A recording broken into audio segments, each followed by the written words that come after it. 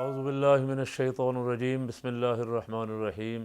ان اللہ وملائکتہ یصلون علی النبی یا ایہا الذین آمنوا صلوا علیہ وسلموا تسلیما اللہم صلی علی سیدنا مولانا محمد وعلی آل سیدنا مولانا محمد واصحاب سیدنا مولانا محمد وبارک وسلم وصلی علیہ۔ چند روز قبل 16 فروری کو ملتان میں حضرت صاحبزادہ سید حامد سعید کاظمی صاحب دامت برکاتہم العالیہ کی دعوت پہ سنی تنظیمات کا ایک اجلاس منعقد ہوا، جس میں جمعیت علماء پاکستان کے سربراہ ڈاکٹر صاحبزادہ ابوالخیر محمد زبیر صاحب، سنی تحریک کے سربراہ جناب ثروت اعجاز قادری صاحب، جناب صاحبزادہ حامد رضا صاحب اور کچھ مشائخ جو تھے انہوں نے بھی شرکت فرمائی۔ اس اجلاس کا ایجنڈا یہ تھا کہ اہل سنت کے لیے آنے والے انتخابات میں غور و فکر کیا جائے کہ کیا کرنا چاہیے۔ گزشتہ انتخابات میں 2018 کے انتخابات میں تقریباً سنی تنظیمات نے تحریک لبیک پاکستان کو بالکل فری ہینڈ دیا، اور یہ جن کے میں نے نام لیے ہیں یہ حضرات اپنی اپنی سیٹ پہ کھڑے ہوئے، اور ان کے مقابلے میں بھی بندے کھڑے کر دیے گئے۔ یہ میں اس وقت اس موضوع پہ تفصیلات نہیں عرض کرنا چاہتا، چونکہ میں جو بات کرنے لگا ہوں اتحاد اور اتفاق کی ہے، تو کوئی ایسی بات نہیں کرنا چاہتا جس سے کسی کو بھی محسوس ہو کہ شاید کو میرے لیے کر رہے ہیں، میرے خلاف کر رہے ہیں۔ وہ اجلاس ہوا، اس میں انہوں نے غور و فکر کیا، اور ظاہر ہے اجلاس کے بعد انہوں نے خبر دی کہ آنے والے انتخابات میں ایک پلیٹ فارم سے انتخاب لڑنے کا فیصلہ کیا ہے، یا سنی تنظیمات کو اکٹھا کرنے کا فیصلہ کیا ہے۔ اور میری معلومات کے مطابق جو کل مجھے سید صفدر شاہ گیلانی صاحب نے، جو مرکزی سیکرٹری جنرل ہیں جمعیت علماء پاکستان کے، انہوں نے بتائیں کہ 9 رکنی کمیٹی بنائی گئی، وہ تقریباً تمام باقی جو تنظیمات وہاں نہیں تھیں، تحریک لبیک اور تحریک لبیک پاکستان اور تحریک لبیک یا رسول اللہ، اور جو اور باقی بھی رہ گئی تھی، ان سے بھی وہ رابطہ کریں گے اور ان سب کو بھی آمادہ کریں گے کہ ایک پلیٹ فارم پہ اکٹھے ہو جائیں اور مل کے الیکشن لڑا جائے۔ میرا خیال اس میں تو کوئی قباحت نہیں ہے، میں بھی بڑی دیر سے الحمدللہ اسی کے لیے جد و جہد کر رہا ہوں، اور بھی بہت سارے قائدین جد و جہد کر رہے ہیں۔ لیکن اس کے خلاف جو ہی یہ اجلاس ہوا اور اس کی خبر چھپی، تو تحریک لبیک کے نام سے کچھ لوگوں نے شاید جلد بازی کی، کافی سارے واٹس ایپ گروپوں میں کچھ واٹس ایپ کیے جن میں کچھ زبان نازیبہ تھی، صاحبزادہ احمد سعید صاحب اور دیگر افراد کے خلاف کچھ ایسی باتیں کی گئیں جو نہیں کی جانی چاہیے تھی۔ اور کل میں نے ایک پوسٹ دیکھی جس میں ان تمام حضرات کی تصویریں لگا کے، جو وہاں اجلاس میں شریک تھے ان کی تصویریں لگا کے ایک بڑا بابا جی کا کلپ ڈالا ہوا تھا، جس میں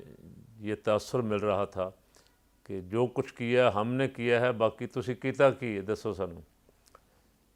تو یہ پوسٹ چلائی گئی اور اسے وائرل کیا گیا اور کیا جا رہا ہے۔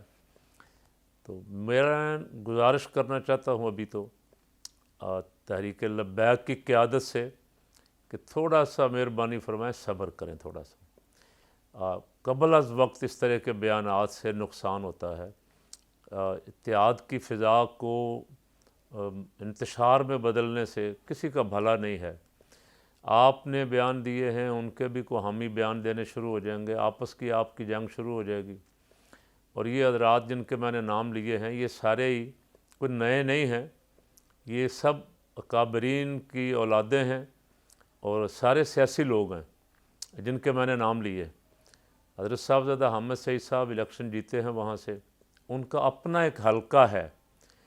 ان کے حلقے میں کچھ 70-80 ہزار ووٹ ہے رجسٹرڈ، جس کے آگے سعیدی لکھا ہوا ہے۔ اور مظفر گڑھ میں اور رحیم یار خان وغیرہ ان علاقوں میں ان کا ماشاءاللہ خوب اثر ہے، ان کے والد گرامی رحمۃ اللہ علیہ کی برکت سے، غزالی زماں حضرت سید احمد سعید کاظمی رحمۃ اللہ علیہ کا فیضان ہے،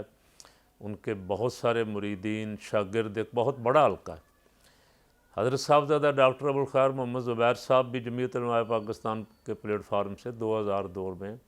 قومی اسمبلی کے رکن منتخب ہو چکے ہیں اور 5 سال قومی اسمبلی کے رکن رہے ہیں۔ اور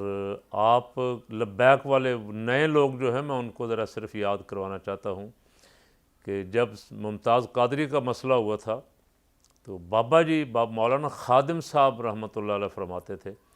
کہ اس وقت سب سے پہلے جس شخص نے آواز اٹھائی، باقیوں کے تو فون ہی بند کر لیے لوگوں نے، ٹی وی والے پوچھنا چاہتے تھے کہ یہ غلط ہوا ہے یا صحیح ہوا ہے، تو صرف صاحبزادہ ابوالخیر محمد زبیر صاحب نے اس وقت چینل پہ بیان دیا آ کے، اور اس کا نتیجہ یہ ہے کہ بابا جی ان کا بڑا احترام کرتے تھے، حتیٰ کہ یہاں ہم نے جو لیاقت باغ اپنے کانفرنس کی مینار پاکستان کے ساتھ شاہی مسجد کے درمیان لیاقت باغ میں لیاقت اسٹیڈیم میں اس میں بابا جی نے ان کے ہاتھ بھی چومے اور خود ان کے سامنے تقریر بھی نہیں کی۔ اسٹیج پہ بھی ہم نے بڑی بٹھانے کی کوشش کی، اسٹیج پہ وہ بیٹھے لیکن تقریر نہیں کی، خاموش رہے۔ اور اس سے پہلے جو ہم نے کانفرنس کی تھی میلاد مصطفیٰ کانفرنس، اس میں تو بابا جی نعمانیہ کے طلباء کو ساتھ لا کے باقاعدہ الحمدللہ اس کے انتظامات میں شامل رہے، خود انہوں نے انتظامات کروائے ان طالب علموں سے کھڑے ہو کے وہاں اسٹیج پہ۔ اس وقت بھی بڑی مشکل سے ان کو کہلایا گیا، لیکن وہ کارکن تھے اور کارکن کے طور پہ کام کر کے خوش ہوتے تھے۔ اچھا، یہ حضرات جو ہیں، یہ میں جن کے نام لے رہا ہوں، یہ سارے اچھا سنی تحریک والے بھی ان کے بہت قریب رہے۔ ایک وقت ایسا بھی آیا کہ بابا جی ہماری جمعیت علماء پاکستان جس میں ہم رہ گئے تھے، نورانی صاحب رحمۃ اللہ علیہ کے بعد کافی دیر بعد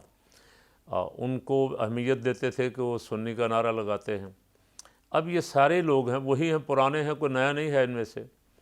ان کی سیاسی جماعتیں بھی بہت پہلے سے ہیں۔ لبیک تو ابھی ظاہر ہے آپ ممتاز قادری شہید کا مسئلہ ہوا، اس کے بعد لبیک بنی اور سیاسی میدان میں آنے کا فیصلہ تو پھر اس کے چیلم پہ کیا گیا، لیکن یہ جماعتیں پہلے سے موجود ہیں۔ تو میں ان حضرات سے جو اس وقت ویڈیو کلپ ڈال رہے ہیں یا واٹس ایپ گروپوں میں واٹس ایپ کر رہے ہیں، ان سے کہنا چاہتا ہوں کہ کیا آپ کا کیا ارادہ ہے، یہ جماعتیں ختم کر دیں، یہ اپنے اپنے گھروں کو چلے جائیں، یا ان کو کوئی حق نہیں ہے کہ یہ الیکشن لڑیں، یا ان کو کوئی حق نہیں ہے کہ یہ بھی اپنا جو بھی اللہ نے ان کو صلاحیت دی ہے یا جو جتنا کچھ دی ہے اس کے مطابق میدان میں نکل کے نظام مصطفیٰ صلی اللہ علیہ وسلم کی جد و جہد میں اپنا حصہ ڈالیں۔ یہ آپ فیصلہ فرمائیں۔ ہاں، آپ کو یہ کہنا چاہیے تھا کہ بھائی آپ الگ الگ اجلاس نہ کریں، اکٹھے سارے اجلاس کرتے تو مجھے بہت خوشی ہوتی اس کی، اور میری کوشش بھی یہی ہے۔ میں نے اس طرف بھی دوستوں سے کہا جہاں تک میرا اثر تھا، ہو سکتا ہے میں ان کے بہت سارے سیاسی خیالات سے متفق نہ ہوں، اپنی جماعت کے لوگوں سے بھی میرا حق ہے، ان کا حق ہے کہ ان کی اپنی رائے ہے، لیکن صدر صاحب کی رائے کچھ، میری رائے کچھ، اور جنرل سیکرٹری کی رائے کچھ، لیکن ہم تینوں ہی پابند ہیں کہ جماعت کی شورا جو فیصلہ کر دے اس کے مطابق ہمیں اپنی اپنی زبانوں پہ پابندی لگانی پڑتی ہے۔ بھی جماعت کا فیصلہ جو ہے وہ ہمارے لیے اہمیت رکھتا ہے، اس کے مطابق ہم چلیں گے، میری رائے خواہ جو مرضی ہو۔ اسی طرح صاحبزادہ احمد سید کاظمی صاحب کے اپنے خیالات ہیں، صاحبزادہ حامد رضا کے اپنے ہیں، سنی تحریک والوں کے اپنے ہیں، ڈاکٹر ابوالخیر محمد زبیر صاحب کی اپنی رائے ہے، لیکن جب یہ سارے مل بیٹھیں گے، کسی ایک نقطے پہ متفق ہوں گے، تو وہ نقطہ تو اہل سنت کے مفاد میں ہی ہوگا، کوئی اہل سنت کا فائدہ ہوگا تو اس کے لیے مل کے بیٹھیں گے اور اس کے لیے آگے بڑھیں گے،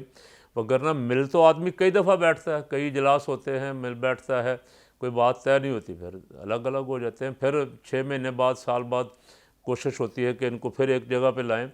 تو جو بھی وہ کوشش کرتا ہے اس کا خیر مقدم کرنا چاہیے۔ کہ بندہ اگر پین لیتا ہے کہ بھائی میں سر درد لوں، اپنا ان کو اکٹھا کروں، بٹھاؤں، کچھ نہ کچھ اختلافات کو کم سے کم کروں، تو میں لبیک والوں سے کہہ رہا ہوں کہ تھوڑا سا صبر کریں۔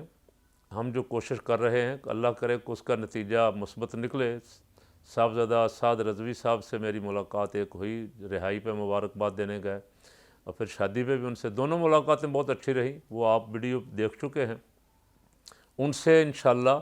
چند دنوں تک ملاقات ہے، ان سے بھی پوچھیں گے کہ ان کا کیا پروگرام ہے، اپنا پروگرام بھی ان کو عرض کریں گے